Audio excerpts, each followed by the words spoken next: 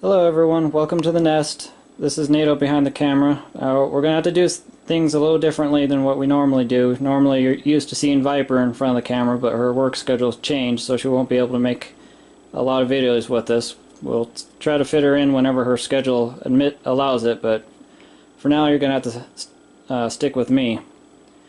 So if you remember last video, Germany bombed the crap out of England, and then England responded in kind and bombed the crap out of Germany. And then England went on the offensive across Africa and the Mediterranean, and Italy had a very bad day. But then moving on to this turn, we're now in July of 1941, and Germany has declared war on Russia and launched Operation Barbarossa, and they were successful in every single attack. They launched an attack across the entire Eastern Front, and they were able to push Russia completely out of Poland, and as you can see right there, Germany started moving into Lithuania to start taking out the Baltic states.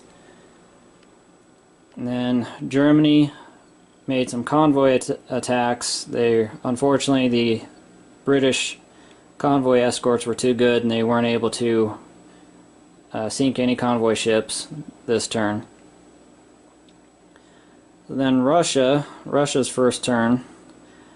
By the rules, it could only counterattack one territory, and they tried to counterattack northern Poland, but they were unsuccessful.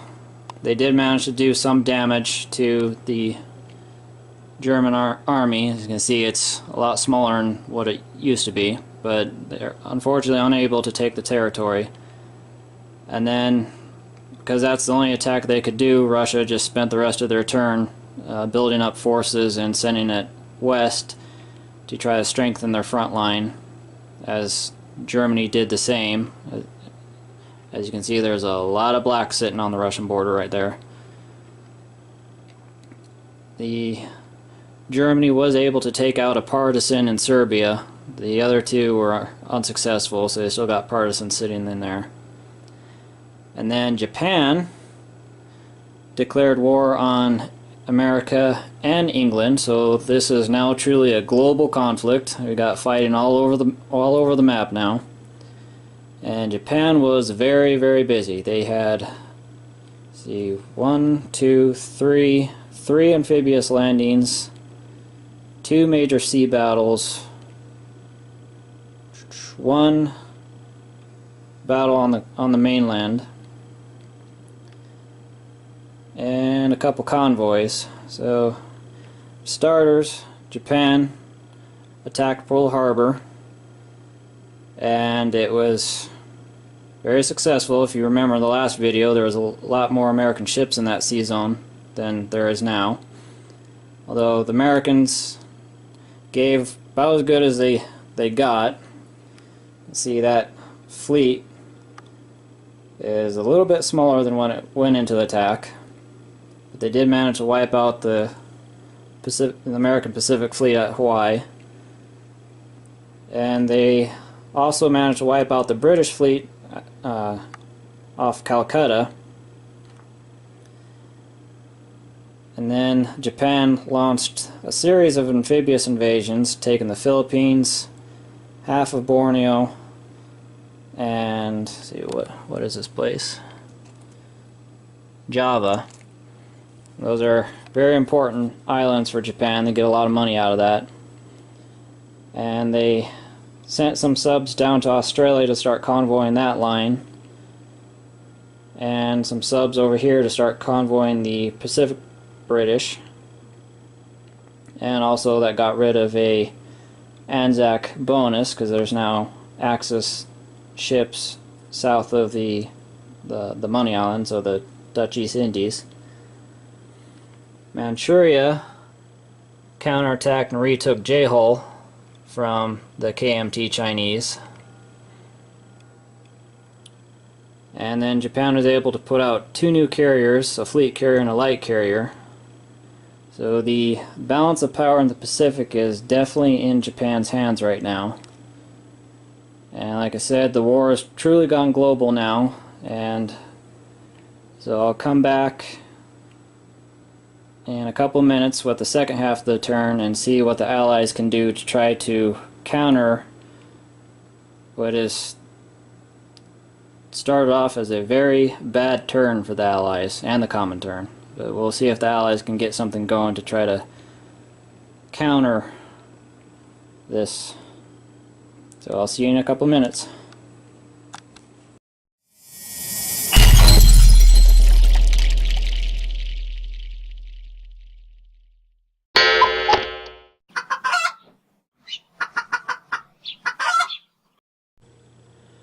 Hey everybody, welcome back to the second half of the July 1941 turn. And if you remember last video, the first half of the video, the Axis powers launched major offensives in Europe and in the Pacific, and had to see what the Allies could do to counter that. So let's see what the Allies came up with, starting with England.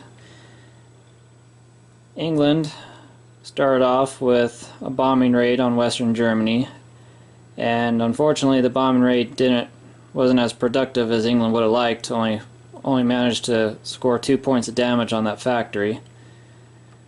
Other areas, England was more successful. The British Navy is able to take out the German U-boats in the mid-Atlantic and Italian submarines in the Mediterranean, and they're able to liberate Abyssinia and take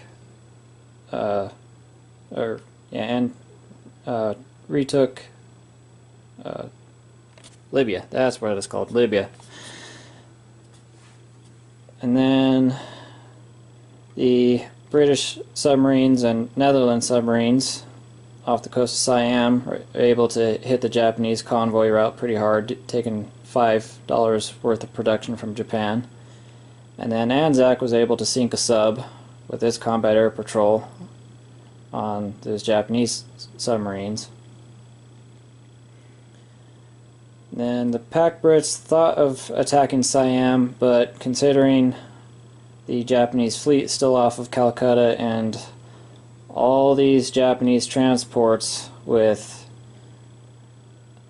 SNLF Marines that could be loaded up and sent anywhere, the Pac Brits decided to play it safe and stay at home in case Japan decides to turn north instead of continuing to gobble up the Money Islands. France didn't do much. France just continuing to build up, or Free French continuing to build up forces, bought another artillery. It was successful on its partisan role, so now the French resistance has sprung up, and they put it in Paris. Now the out-of-box rules for partisans say that all partisans do is disrupt a path of supply. Now, realistically, that really doesn't do much, because unless it's like a choke point like Greece or something, or Italy, there's plenty of ways to trace supply paths in Europe.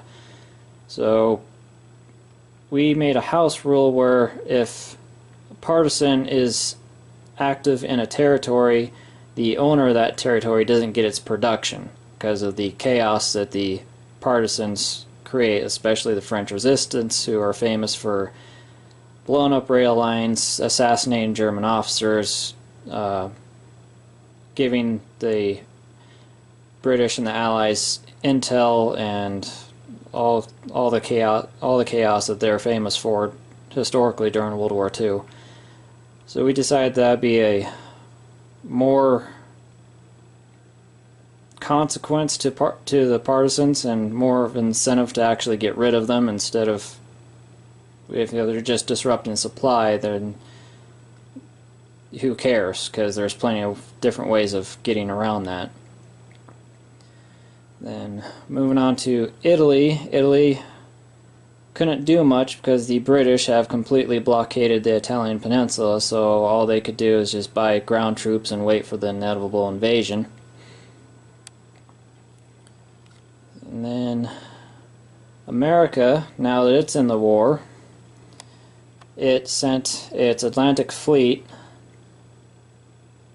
backed up by the army has been building this entire game, towards North Africa. So it looks like America is contemplating doing the torch landings, and they did have a fight with the Vichy French cruiser sitting right there, and it was sunk for the loss of a destroyer.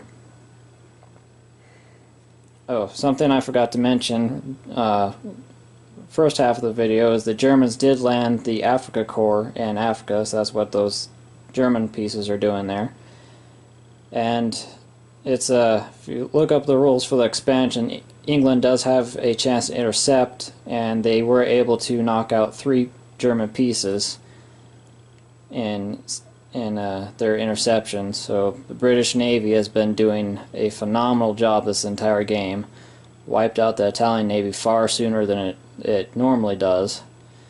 And the battle for the Atlantic has been, they've been winning it more often than they're losing it. And the British just unlocked advanced submarine warfare, which gives a very decent boost to convoy escorts.